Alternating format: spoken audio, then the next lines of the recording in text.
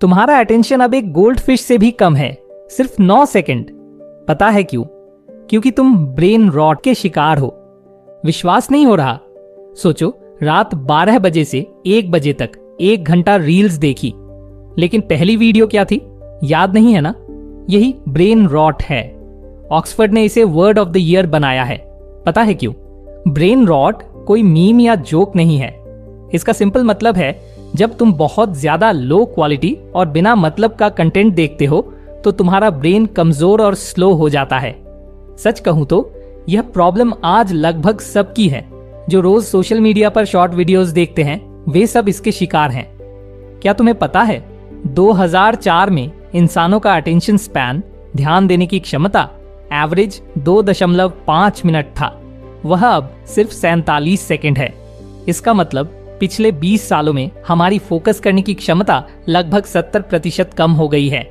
हम सब जानते हैं कि दिन का ज्यादातर टाइम कहाँ जाता है? डिजिटल जंक फूड में। क्या कभी लगा है कि फोन के बिना लाइफ अधूरी है? कोई नोटिफिकेशन ना आए तब भी हमारा हाथ अपने आप फोन की तरफ चला जाता है। सच कहूं तो मुझे खुद भी यह प्रॉब्लम हो रही थी। पहले मैं घंटों तक बुक्स पढ़ सकता था, लेकिन अब 10 पेज पढ़ना भी पहाड़ चढ़ने जैसा लगता है। लेकिन कुछ सिंपल वीडियो हमारे ब्रेन को फिजिकली कैसे बदल सकते हैं? इसका आंसर है डिजिटल ब्रेन रीवायरिंग। बच्चों का फेवरेट यूट्यूब शो कोकोमेलन देखा है? इसके तेजी से बदलते सीन्स, ब्राइट कलर्स और नॉन स्टॉप म्यूजिक बच्चों को एक तरह के नशे, ट्रांस में डाल देते हैं। बहुत से पेरेंट्स ने कंप्लेन की है कि ऐसे वीडियोस देखने के बाद बच्चे चिड़चिड़े हो जाते हैं और किसी और चीज में मन नहीं लगा पाते। यह असल में एक ड्रग एडिक्शन जैसा ही है। जब तुम्हारा ब्रेन जरूरत से ज्यादा स्टिमुलेटेड होता है तो डोपामिन ओवरलोड हो जाता है। नतीजतन ब्रेन अपनी बेसलाइन बढ़ा देता है। इसीलिए लाइफ की सिंपल चीजें जैसे बुक पढ़ना या किसी से बातें करना तुम्हें बोरिंग लगने लगती है। सिर्फ इतना ही नहीं, आजकल एक और बड़ी प्रॉब्लम है कॉग्निटिव ऑफलोडिंग या द गूगल इफेक्ट। जब तुम्हारे ब्रेन को पता होता है कि कोई भी इंफॉर्मेशन गूगल पर आसानी से मिल जाएगी तो वह उसे याद रखने की कोशिश नहीं करता। इससे हमारी मेमोरी कमजोर हो रही है। सबसे डरावनी बात, तुम्हारे ब्रेन का साइज तक बदल रहा है।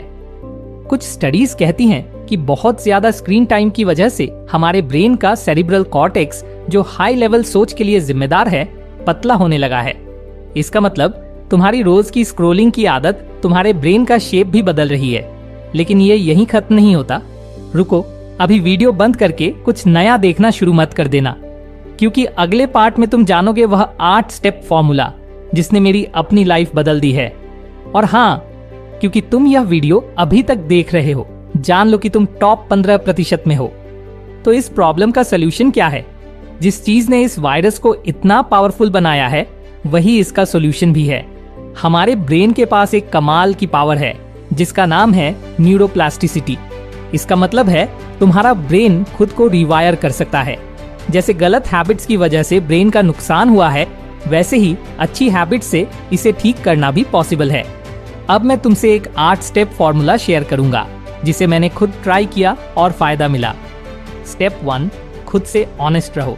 एक इंसान दिन में 96 बार फोन चेक करता है। तुम कितनी बार करते हो? कमेंट में मुझे बताओ। और इसीलिए सॉल्यूशन का पहला स्टेप है, खुद से बोलो, हाँ मुझे यह प्रॉब्लम है। स्टेप 2, ब्रेन के मसल्स को ट्रेन करो। अगर तुम्हें 30 सेकंड की रील्स देखने की आदत है तो कल से ही 500 पेज की बुक नहीं पढ़ पाओगे। रोज सिर्फ 10 मिनट फोन छोड़कर एक बुक पढ़ने की कोशिश करो। धीरे धीरे टाइम बढ़ाओ। स्टेप 3, विल पावर को बूस्ट करो। सिर्फ विल पावर से कुछ नहीं होता। पढ़ने की टेबल पर फोन रहेगा तो तुम उसे यूज करोगे ही। इसलिए अपने काम की जगह से डिस्ट्रैक्शंस दूर रखो। स्टेप 4, सुबह को अपने नाम करो। दिन का पहला घंटा तुम्हारे पूरे दिन का मूड सेट कर देता है। रील्स या शॉर्ट्स से दिन शुरू करोगे तो तुम पूरा दिन उस डोपामिन के पीछे ही भागोगे। उसके बदले मेडिटेशन या फोन के बिना वॉक करने जैसे काम से दिन शुरू करो। स्टेप 5, बोर्डम को अपना लो। दिन में कम से कम 1 घंटा ऐसा टाइम रखो जहां तुम कुछ नहीं करोगे। कोई फोन, टीवी या म्यूजिक नहीं, सिर्फ तुम और तुम्हारे थॉट्स। यह टाइम तुम्हारे डोपामाइन लेवल को रीसेट करेगा। स्टेप 6, फोन को बोरिंग बना दो। फोन की नोटिफिकेशंस, वाइब्रेशन और ब्राइट कलर्स तुम्हें बार बार खींचते हैं। सेटिंग्स में जाकर डिस्प्ले ग्रे स्केल यानी ब्लैक एंड व्हाइट कर दो।